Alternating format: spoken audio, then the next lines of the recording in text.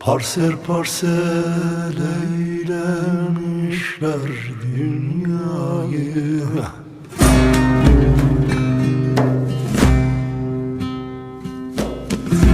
Bir dikili taştan gayrı nem kaldı.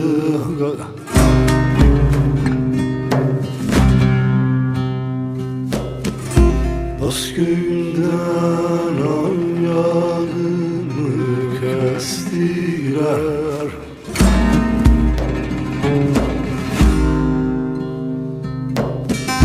Bir akılsız baştan kalbim